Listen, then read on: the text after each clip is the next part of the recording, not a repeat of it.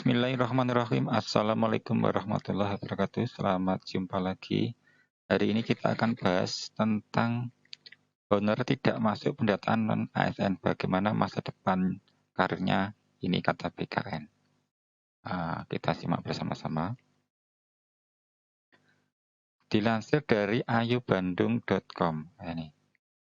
Diketahui ada beberapa kategori tenaga honorer yang tidak akan masuk dalam pendataan non-ASN.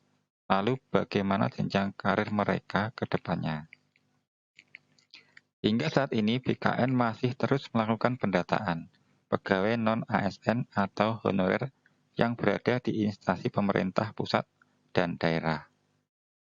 Adapun batas waktu pendataan honorer hanya sampai pada bulan tanggal 31 Oktober tahun 2022. Namun hingga kini, belum semua honorer masuk database BKN. Atas dasar itu, seluruh instansi pemerintah pun diminta mempercepat pendataan honorer.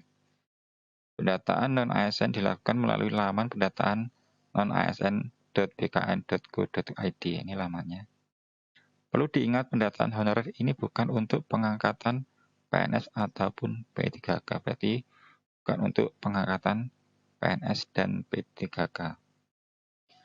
Di samping itu, tidak semua pegawai non-ASN yang bekerja di instansi pemerintah bisa masuk dalam pendataan.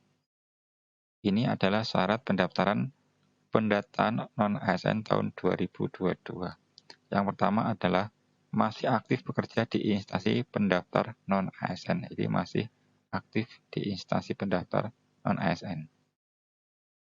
Yang kedua, mendapatkan honor dengan mekanisme pembayaran langsung berdasarkan APBN untuk instansi pusat dan APBD untuk instansi daerah, bukan melalui mekanisme pengadaan barang dan jasa, baik individu maupun pihak ketiga. 3. Diangkat paling rendah oleh pimpinan unit kerja. 4. Telah bekerja paling singkat 1 tahun pada tanggal 31 Desember tahun 2021. 5. Berusia paling rendah 20 tahun dan paling tinggi 56 tahun pada 30 Desember tahun 2021. BKN juga menyebutkan terdapat sejumlah jabatan non-ASN yang tidak masuk dalam pendataan non-ASN, yakni yang pertama, petugas kebersihan, yang kedua adalah pengemudi, yang ketiga adalah satuan pengamanan, ini satpam, yang keempat, bentuk jabatan lainnya yang dibayarkan dengan mekanisme alih daya atau outsourcing. Ini outsourcing juga tidak dapat. Nah, ini tujuannya adalah yang 5 masih pegawai honor yang bekerja di bawah layanan umum atau BLU dan layanan umum daerah ini.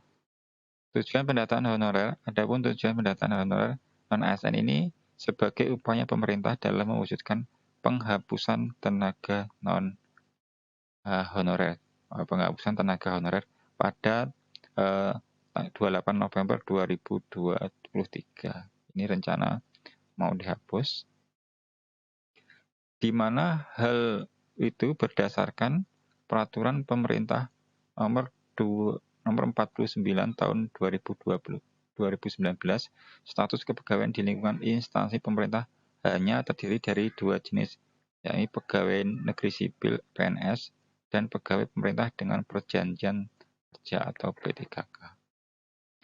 Pendataan non-ASN berdasarkan regulasi tersebut dilakukan untuk mewujudkan kejelasan status, ini statusnya, karir dan kesejahteraan pegawai di instansi pemerintah. Ini statusnya biar jelas. Demikian informasi ini, jangan lupa like dan subscribe. Wassalamualaikum warahmatullahi wabarakatuh.